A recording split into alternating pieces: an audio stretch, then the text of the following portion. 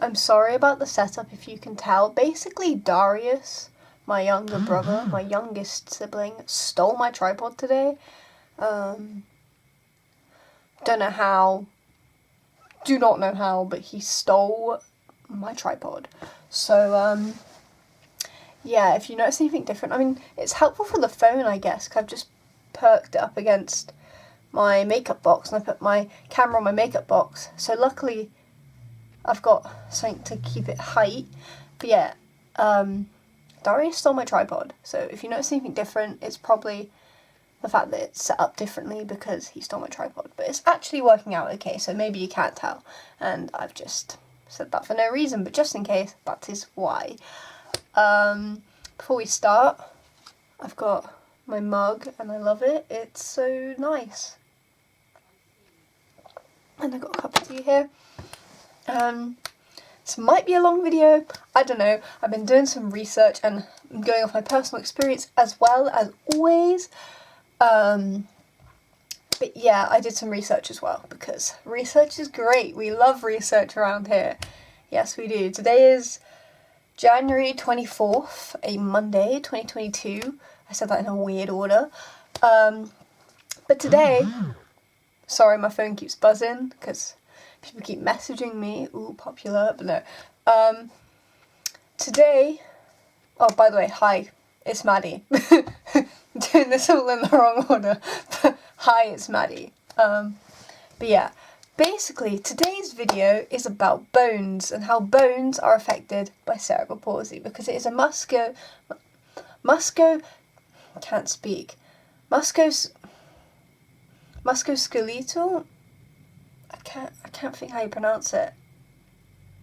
A muscle and skeleton affecting condition. It's mainly a muscular condition, but it affects the skeleton, so yes. And also, very fitting, I have a skull t-shirt on. Bones, skulls. Yes. That's not why I wore this top. I like this top anyways. And then I got the idea to film this video from my top. Literally, I was like, bones, cerebral palsy, I know what to film.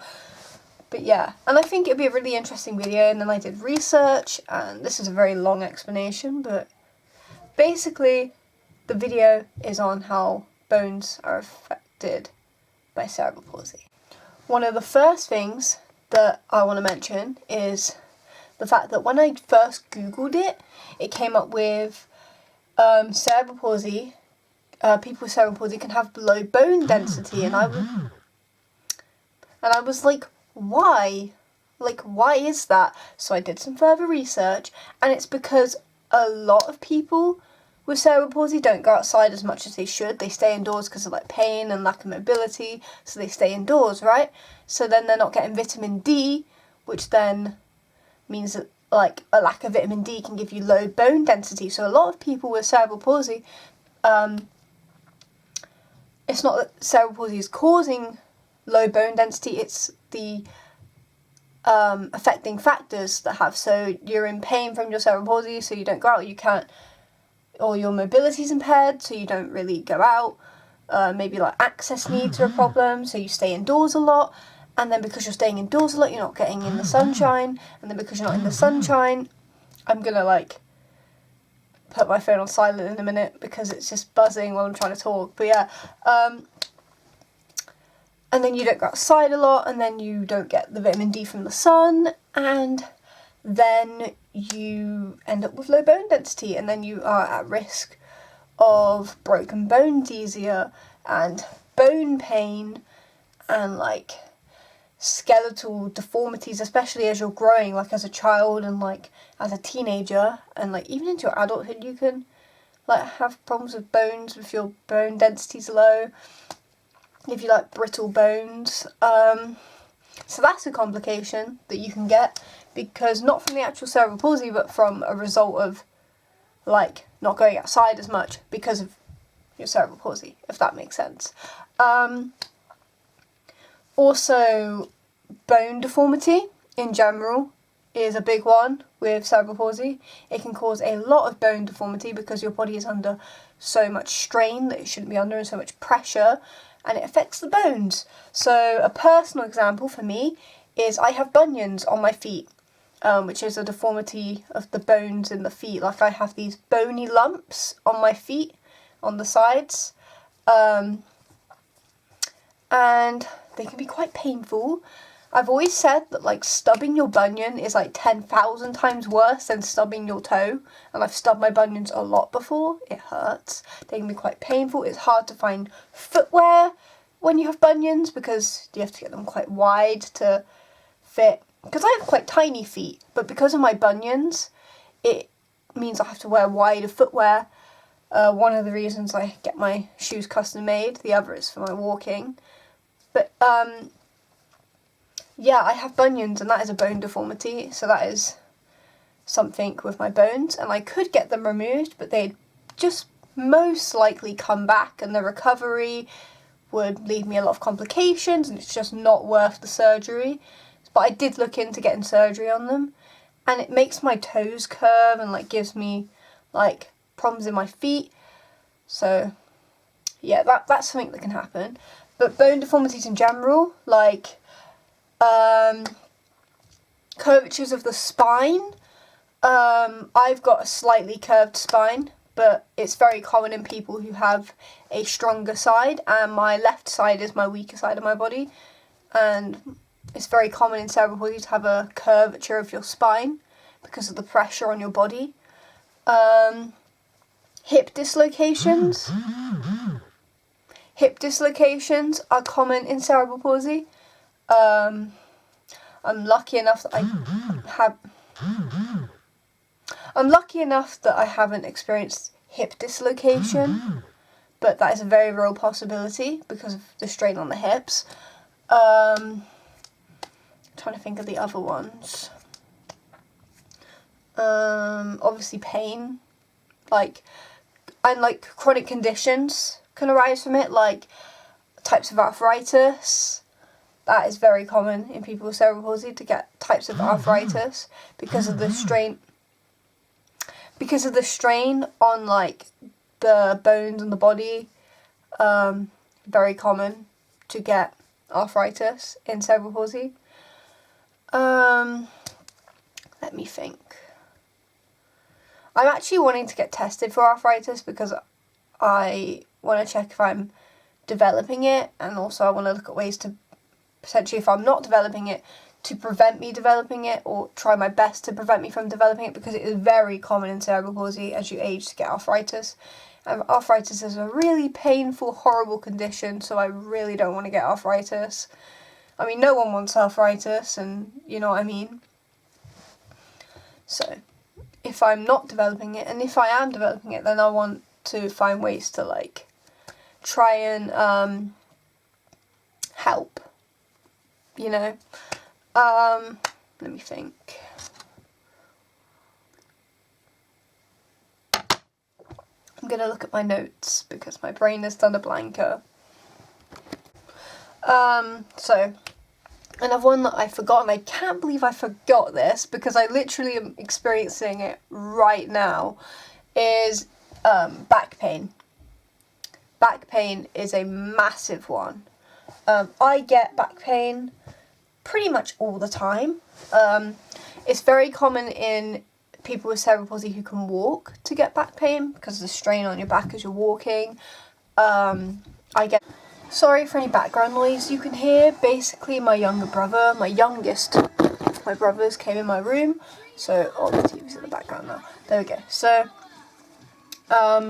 he's sat watching a show, and I'm gonna just continue filming. But sorry if you can hear any background noise. It's him watching TV in my room. But yeah, like I was saying, back pain is a very common thing that can happen because obviously a lot of strain on your muscles and your bones, so you can get especially lower back pain, and especially in people with cerebral palsy who walk or can sometimes walk. You can get a lot of strain on their back from walking, which can cause back pain. In general, it can just cause back pain. Like, I have back pain right now. I have back pain 99% 90% of the time, to be honest. Like, I genuinely struggle to think of a time when my back isn't hurting. Like, genuinely most of the time my back is in pain. It's just sometimes it's worse than others, sometimes it's complete agony, sometimes it's like slight backache. But my back is pretty much always hurting. Definitely relate to that one a lot. Definitely relate to back pain. What else? Oh yeah, and as I was researching, I didn't know this, but I mean, I kind of knew this. I kind of knew this one, but I didn't know. Basically, it's recommended that you get a bone scan when you reach full skeletal maturity.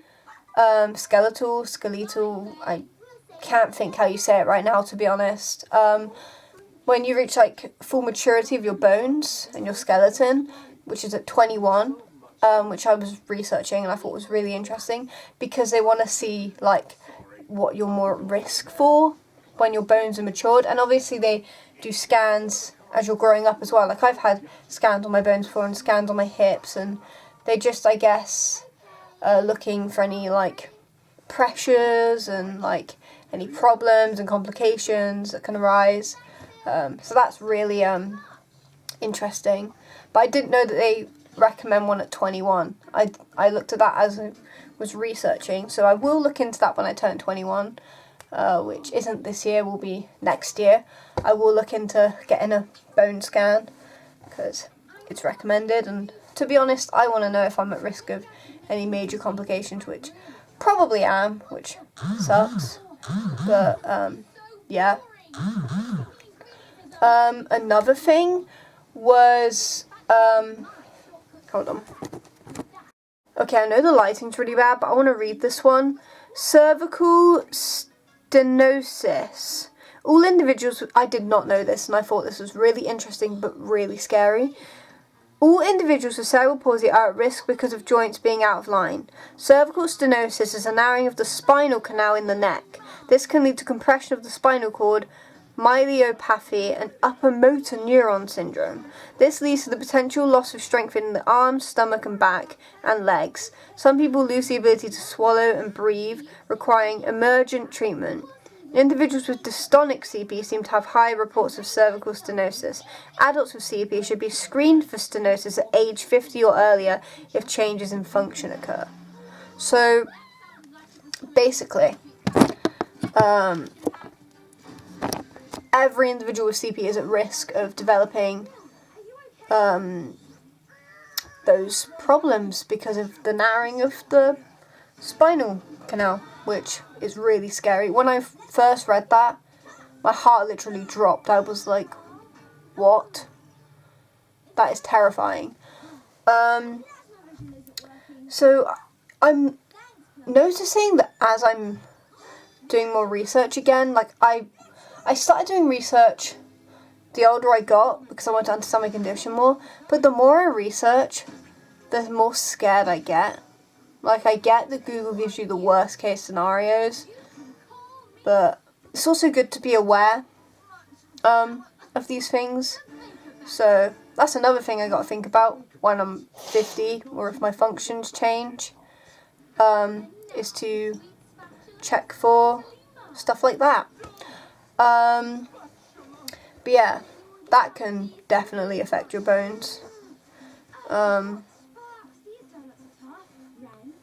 But yeah, I honestly, it's good to be educated on this stuff, but it's also like eye-openingly scary. You know what I mean? Let me think. What else? Bless you. Bless you. You okay? Yeah. Okay, he's okay. Need to think. Also, at risk of bent knees, bent back, and like a curvature of the spine.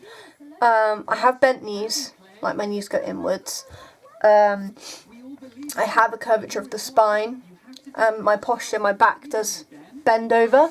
So yeah, that is another thing that can be affected because of cerebral palsy in the bones.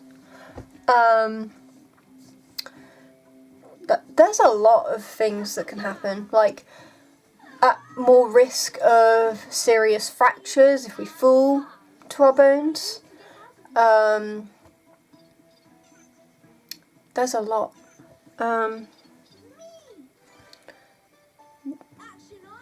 There is a lot. That's all I can think to say right now, apparently. There is a lot.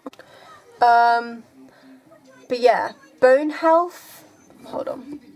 Bone health and cerebral palsy kind of go like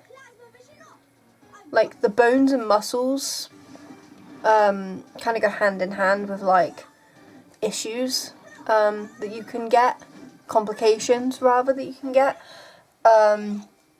in your bones. Like if your muscles are straining, most likely your bones are straining too. The whole body is under strain with cerebral palsy, and that's why we're at risk of these things happening with our bones, and it's really scary, to be honest. It is really scary and painful. It is very painful. This is my experience, by the way. I don't speak for every single person with cerebral palsy, obviously. And the facts I read, it might not apply to everybody with cerebral palsy. Everyone's experience and viewpoints and perspectives are different. Just wanted to say that. But yeah, I think that's all I have to say for now. But if I think of any more, I'm sure there'll be in a future video. Thank you guys so much for watching. I hope that you do all have a lovely day and you found this video at least interesting, or learned something, or even just got more awareness about cerebral palsy. Thank you guys for watching.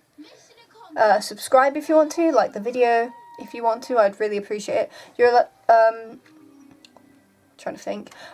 If you want to, you can comment down below your own experiences or any videos you want to see, stuff like that. But yeah, have a lovely day, guys, and talk to you all soon. Bye. Always forget to say this. Also, please follow at Madalada Munden -2 on Instagram. Bye.